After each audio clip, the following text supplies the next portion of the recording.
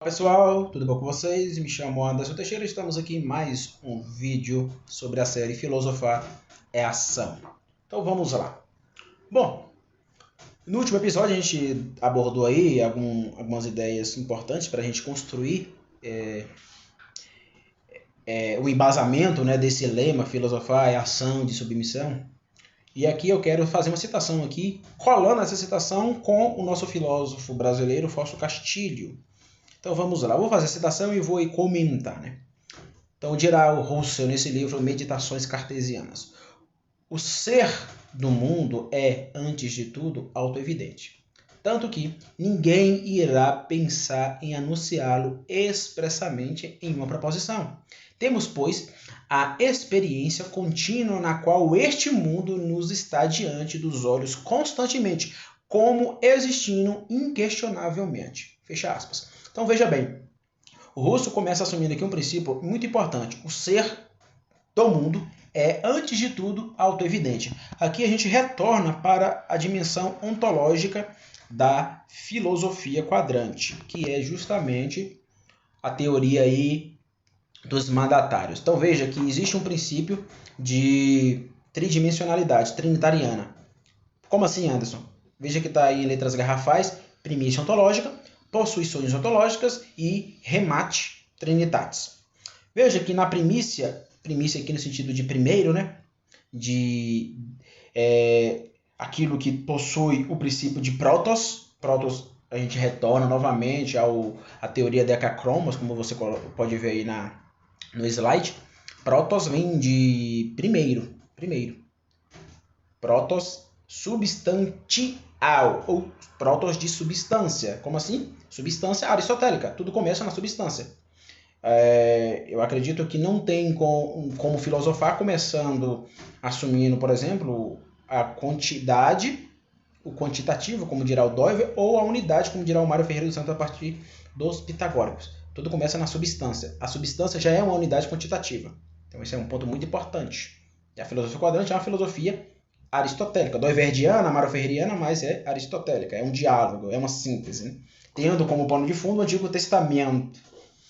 Então, qual é a primeira primícia ontológica? A primeira primícia ontológica, dentro dos 10 mandamentos da filosofia quadrante, é justamente esse: o pão lumaco é dado em regulação sistential. Veja que o neologismo existential vem de sistência. Só você voltar justamente a ideia mário-ferreiriana, né? Que ele desenvolveu sobre a sua teoria da assistência, que é um diálogo com o Mário. Então, o pan, olon vem de totalidade. Olon também é quase que um sinônimo de pan. Olon é uma totalidade em extensidade. Esse é um linguajar bem aristotélico. Esses termos vão aparecer na semiótica aristotélica. E tudo é dado em regulação. Regulação aqui é justamente entendendo o primeiro princípio quadrante. Qual é o primeiro princípio quadrante? Para mim, Anderson, todo ser humano tem um primeiro princípio. Todo ser humano tem um primeiro princípio divinatório. O meu, colocar nas cartas, na mesa, é justamente a trindade. Então, o que regula tudo de modo sistential é o Deus Trino. Por isso que tudo é unidade e diversidade. Por exemplo, você está aqui num fato cultural. Quando você vê um bandido cometendo alguma desordem no mundo, você encontra aí a esquerda e a direita debatendo isso. A esquerda vai dizer que esse bandido é vítima da sociedade capitalista. A direita vai dizer que esse bandido ele é culpado moralmente. Ambos estão certos. Como assim, Anderson? Você quer ficar em cima do muro? Não. Só é você lembrar, vou botar aqui Só é você lembrar do nosso filósofo espanhol, Ortega y Gasset. Eu sou eu, princípio de moralidade, e sou as minhas circunstâncias. São as minhas circunstâncias, isto é, meu entorno. Então, fatores morais e fatores que estão no meu entorno têm que contar no análise, por exemplo, quando o bandido mata um policial, por exemplo. Você não pode excluir a dimensão moral e julgá-lo juridicamente por isso. E também você não pode excluir a dimensão do entorno. Aquele cara possuía uma família que não tinha base nenhuma. Aquilo levou ele para o crime, etc. Então, o entorno dele. Então, é uma junção. Então você não pode cair no reducionismo dos progressistas da esquerda, muito menos no reducionismo moralista da direita. É os dois. Isso é o quê? Dimensão trinitariana. Dimensão trinitariana. Então, tudo que é dado em regulação possui esse princípio trinitariano por trás. Por isso que a filosofia quadrante é uma filosofia feita na Trindade. Então vamos voltar aqui para a dimensão russeliana. Então, quando eu digo tudo é dado em regulação sistential, de sistência, aquilo que é prefixado, determinado, a gente está assumindo aqui esse princípio do Edmund Husserl, a autoevidência. E tudo que é autoevidente é o quê? É afirmativo. Quando você olha para a realidade, você vê o quê? Realidade como resposta. Se eu duvido da realidade, dúvidas não céticas, veja bem, um ceticismo solipsista, não caia nisso, hiperbólico, mas dúvidas verdadeiras, questionamentos verdadeiros, buscando a verdade de modo para entendê-la. Quando eu faço isso, o que eu faço? Eu faço buscando a afirmação daquilo que é autoevidente, daquilo que apresenta de modo verdadeiro para mim. Então, aquilo que é afirmativo é autoevidente, aquilo que é autoevidente é afirmativo. Então, filosofar como ação de submissão deve entender isso. A realidade é autoevidente. Por ser autoevidente, ela é resposta autoafirmativa. Aí, o segundo ponto é justamente esse. A gente não pode entender a realidade que é dado como um todo, possui particularidades, lembra lá da terceira investigação lógica do Husserl. Na terceira investigação lógica, ele vai lidar justamente com essa dimensão de tensão entre todo parte todo. Então, quando a gente assume a realidade como um todo, a gente não pode expressá-la, é claro que existe, né? Mas a gente não pode expressá-la de modo proposicional. A realidade não pode ser entendida apenas como uma proposição, porque quando você olha, por exemplo, um argumento lógico, existe o silogismo, né? Primeira proposição, segunda proposição, ambas vão se correlacionar para assumir de modo concreto a conclusão. Isso é autoevidente. Então, quando eu digo Sócrates é homem, todo homem é racional, logo Sócrates é racional. Então veja que eu usei aí preposições, mas a realidade ela é uma preposição quando eu assumo ela de modo autoevidente?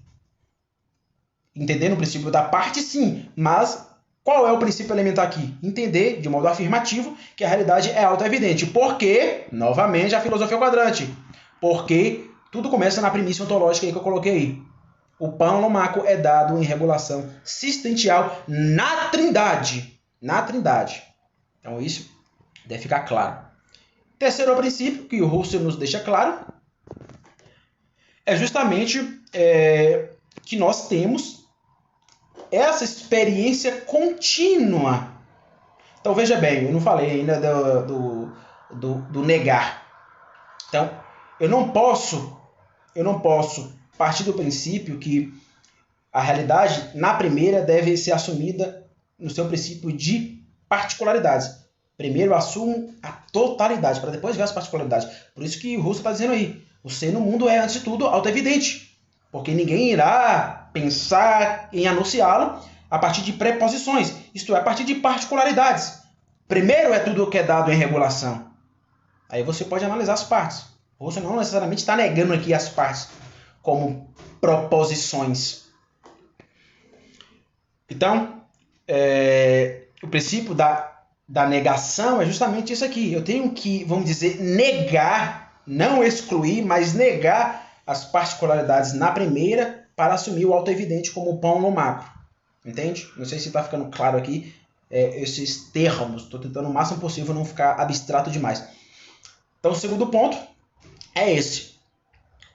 Lidar com o não anunciamento na primeira como uma realidade em proposição é justamente o princípio de negação. Por quê? Primeiro eu estou assumindo aquilo que é autoevidente. O ser do mundo é aí dado em um princípio de autoevidência.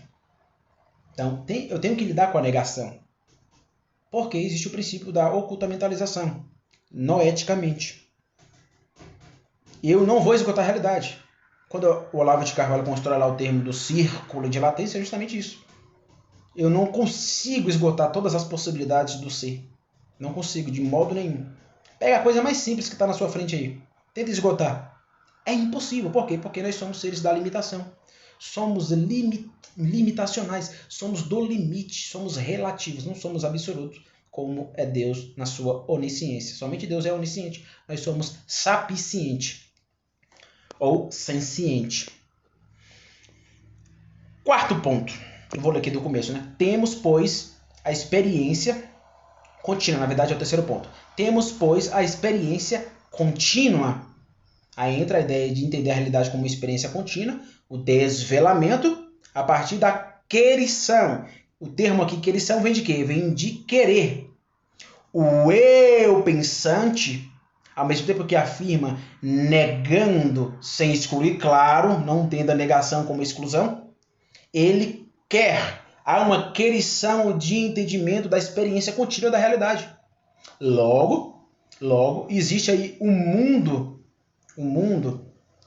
que está diante dos nossos olhos. Veja o que o Russell vai dizer. Temos, pois, a experiência contínua na qual este mundo noemático, este mundo nos está diante dos olhos constantemente. Constantemente. Então, querer a experiência contínua e olhar para o mundo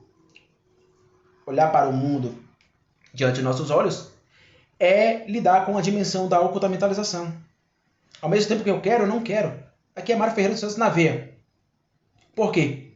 Porque conhecer, isso está na sua deca dialética. O sujeito que olha para o objeto, ele tem o quê? Tem a intuição e tem a razão. São dois vetores, né? Intuição e razão. Tanto a intuição quanto a razão possuem duas dimensões antinômicas, que é o desconhecer e o conhecer.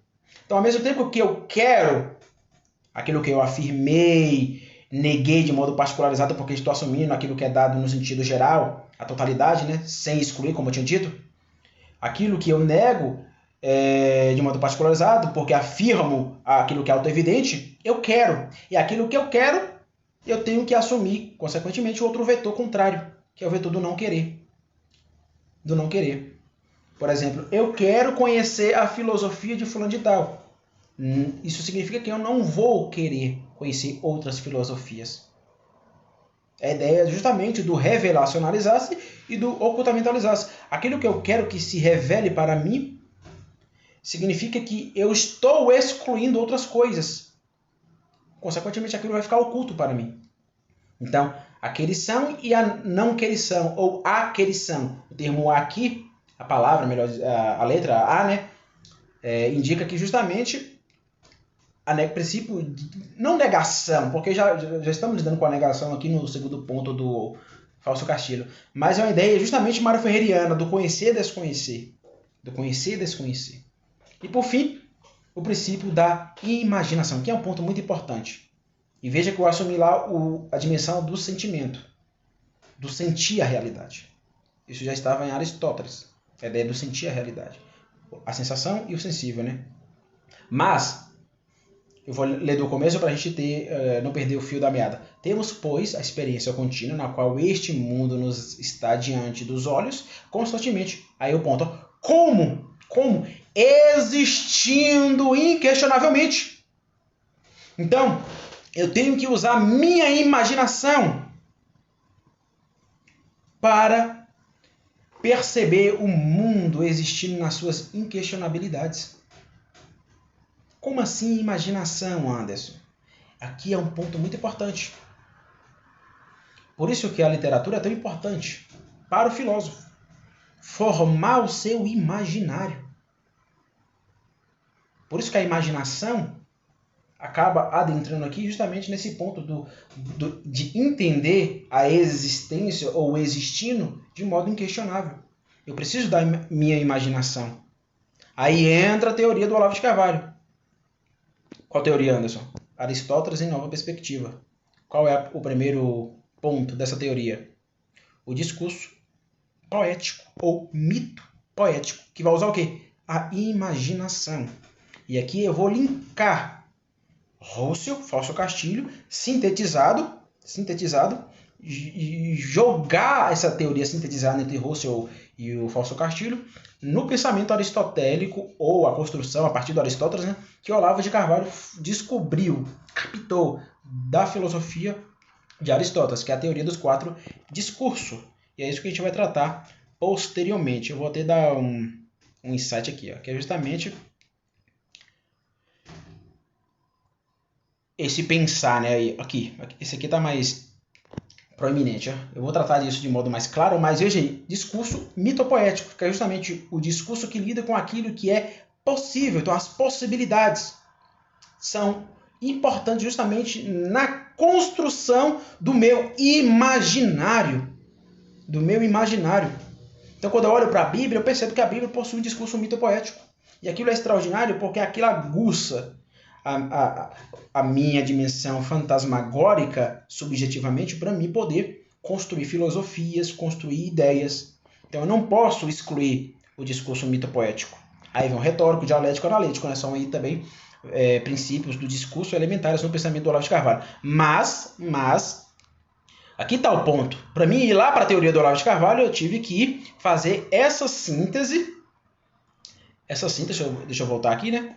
Tive que fazer essa síntese do Fausto Castilho, filósofo brasileiro, com o filósofo Edmund Husserl, o filósofo que desenvolveu a fenomenologia tão importante para o século XX, né? E também XXI. A própria filosofia quadrante é uma filosofia que deve muito a Husserl, é uma filosofia fenomenológica. Então, a imaginação, eu não vou falar sobre a imaginação porque eu vou adentrar isso quando eu for fazer aí o diálogo com a teoria dos 4 discursos do Olavo de Carvalho. Então, esse é mais um vídeo. Até o próximo episódio, se Deus quiser. Tchau, tchau.